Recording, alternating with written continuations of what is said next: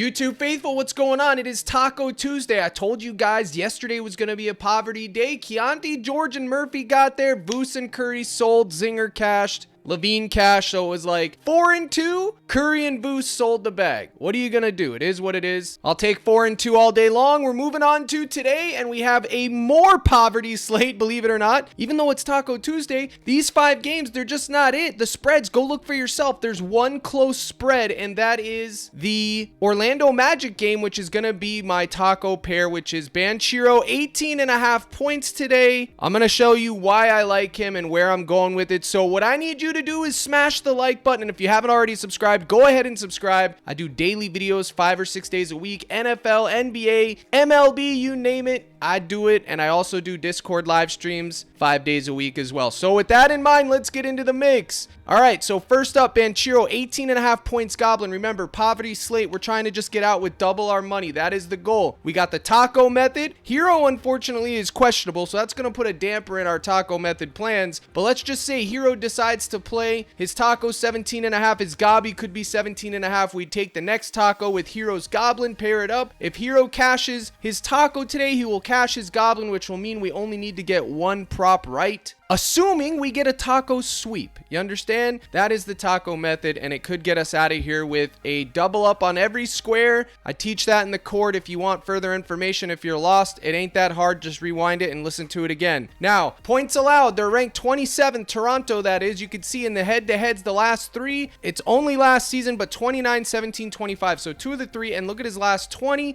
16 of 20. Now, Banchero is a guy that has a lot of outcomes, so maybe I should call him okay? He's failed to exceed 24.5 points in 4 of his last 5 games, but look at the minutes. 29, 29, 25, 27, 26. The moment he gets to play big minutes and the chains are off of the man, he's gonna go yard. If he plays 35, 36, 37 minutes, he's getting these points. Right now, we know he's still gonna be limited, so that is the only fly in the ointment, if you will, but that's why this is so low. It is an alternate line, but look at the last 10. 7 of his last 10. If we look at since he's come back, he's covered in all but 1 game, which was against Denver, which, I don't know, man. I guess he just probably shot bad. Let's look. Yes, he shot 4 for 16. What are you gonna do? Okay, he normally shoots way more than that, and he just had a bad game. We can't worry about that. Okay, the slate as a whole isn't that good, but that is my taco pair to get me my 2x. That is where I am going. So you can see right there, I just put it in live. So the person that says, oh, how do we know you do it? Dude, I don't log into my account because I don't want to deal with the personal info that it shows on the next screen. That's all. It's not a conspiracy. If I give you the play out on the YouTube, I'm taking it, bro. I'm not poverty like you and the rest of the Twitterverse. By the way, I saw some stuff on Twitter today that once again made my head spin. Guys, you got to tune out the noise of these guys. They don't know what they're talking about. Everybody on Twitter that has 80,000, 100,000 followers, 90% of those followers are not active, number 1. Okay, that's the first thing you need to know. And then number 2, it's the lowest hanging fruit, dude. It's like it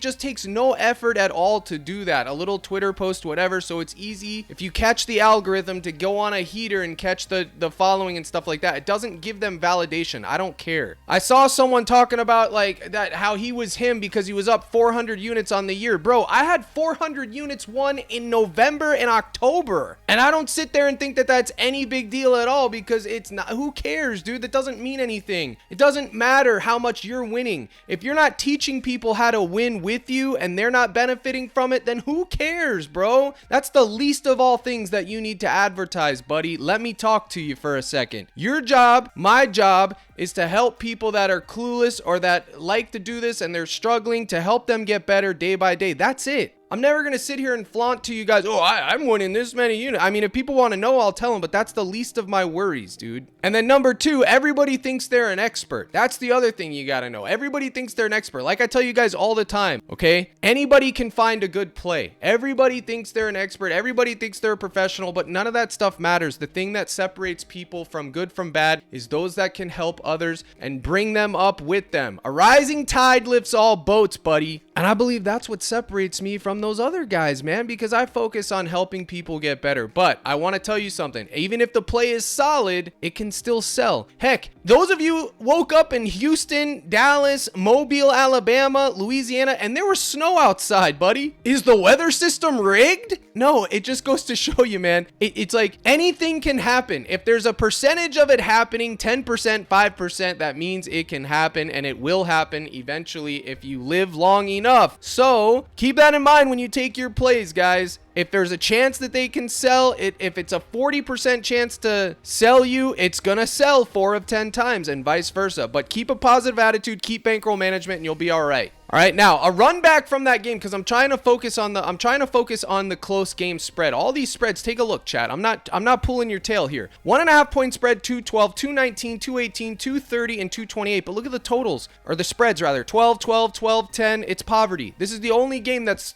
scheduled to be competitive. Now that doesn't mean that these games can't turn into shootouts and be competitive. It doesn't mean that, but we're just saying we use this as a guideline, as a basis, as a baseline, as what's most likely going to happen. So when we're targeting overs, you kind of want to stay away from spreads that could be like that. Now, I don't try to predict blowouts. I don't. If I like the play, I'm going for it. But it is something that you should use as a baseline, okay? Now, let's go talk about the next person on the other side of that, which is going to be Scottie Barnes. Scottie Barnes, baby. You knew we were going to have a Taco Tuesday and talk about Scottie Barnes. Now, we got options. Look at this guy. He's a block and steal machine. 12 of his last 20, 9 of his last 10, he's gone over 2.5 blocks and steals, okay? Now, the matchup, the head-to-head matchup, micro matchup and everything, it's bad. They're first in not allowing blocks, 19 in allowing steals, which is pretty good. So you can go with either one of these. And I was telling my Discord, both of these, my Discord already had them. So if they do move, whatever. But over 1.5 steals, I think is good. 7 of his last 10, 10 of his last 20. Head to head, he's gone over in 1 of 2. And then his blocks and steals, which I usually take regardless. I didn't know it'd been hitting 9 of 10, but it's been a cash cow. The same thing. No blocks last time, no blocks that time. So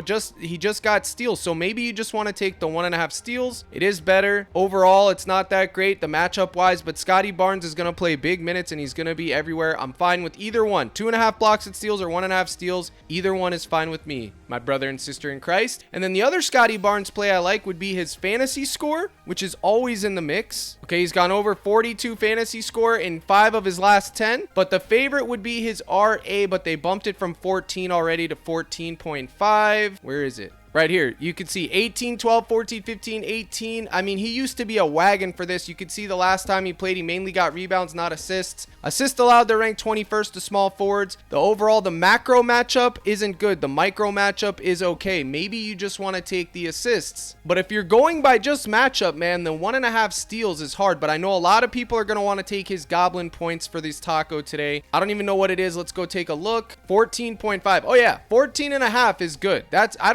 I mean, there's not many worlds where Scottie Barnes doesn't get 15 points. 17 of his last 20, 9 of his last 10. I think this is totally fine. Okay, him or Banchero is your taco pair. In fact, I will probably split it. I was going to go with mainly his blocks, or his steals, his 1.5 steals. For the ones that I want to get 3x, I'm going to go like this, okay? Since they bumped this to 14.5, I'll still have shares of it, but I think this is the 3x pair. And then for the standard 2x, if you're just trying to get a double up and move on, you got to take that or Banchero's 18.5. Either one of these are fine. The only difference is Banchero is still going to be on that minutes limit, so maybe Scottie Barnes is a more optimal play. And you can see both of these goblins together are heavily juiced on the over 1.3x, and that's with a parlay. But this is a good play for any taco. I mean, it is. So I'll probably take the next taco with that and split it up. So, but you could take his normal line. Even Banchero, if you want to gamble, if you're like, well, I don't think he's going to be on a minutes restriction tonight. If you think he's going to play like 34 minutes, this is totally fine too. 24.5 points. It's a pace up spot. I love that spot for them. It's just a matter of how many minutes is he going to play, which is why I went with the goblin route. Okay, again, my goal today is just to get a 2x and get out of the day, because this is not a good slate. The matchups, the spreads, it's just not it. By the way, Tyler Hero, our glorious taco, is literally questionable. He may not even play, so there's that to consider. Now, if you go look at fantasy scores, you could see a lot of things. The New York Knicks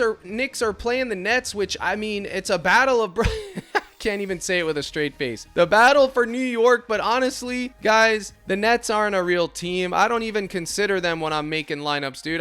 I just don't even consider them. But there is something that I will consider, and that is the Denver Nuggets versus the Philadelphia 76ers. Michael Porter Jr.'s fantasy score is just, I don't know what's going on here. It is so low, as are his points. His points earlier were at 15. They've bumped it up to 15.5, but you can see on Pinnacle it's 14.5 projected for, or priced at -160. His 3 points made at 2.5 is also good. They don't show his fantasy score up, but 25 fantasy score just seems low. And Aaron Gordon, 9.5 points, also seems very low. -132 to go over is crazy. And then if we go to my projection model, you can see I have Michael Porter getting 16 points and Aaron Gordon getting 11. Okay, you can see that right there. So that means the computer is projecting him to get 11 points. Aaron Gordon at, so 9.5. His Goblin's popular, but his 9.5 points would be optimal. And then even you could take a shot on Porter Jr.'s fantasy or his regular points, but I wouldn't play them both in the same lineup unless you were doing a game stack, which means you'd have to run it back with like Paul George. Now the popular play tab is where dreams go to die, but Paul George 4.5 assists, the most popular play. It is solid. I just don't see a world where I get off of this. Pause. No, talking about basketball. We're good here. He's gone over in 11 of his last 20. Last 10, he's gone over in 6 of 10, and head to head, he hasn't hit it once. This is the downfall, but look, they're 30th in assists allowed. Versus small forward, they're 30th. It just depends on what Paul George you're going to get, guys, honestly. But he's never covered it in any of the head-to-heads. Not that that matters too much, especially because we're talking about different teams, but it was something to consider. I mean, I'm not exactly sure. I'll probably have it. Right now, I have it in one lineup. I'm not going crazy with it by any stretch. Joker's rebounds at 13 are always in play, but the fact is he probably won't see a full game. And when he doesn't play at 4 quarters, it's tough for him to get those high numbers. So that would lead me to his Goblin at 11.5. I think this is fine. Let's take a look. Remember, guys, it's all about trying to find 1v1 skinny stacks in these situations. So like if you take one Nugget, you'd want to take one Philly. So if you took Paul George assist, then you'd run it back with Joker's rebounds or someone else's or Michael Porter Jr. or Aaron Gordon. That's why I'm going over this stuff, okay? But if you look at the head-to-heads, 16 rebounds, 19 rebounds. I mean, he just crushes them on the glass. 13 of 20, he's gone over 12.5. 6 of his last 10.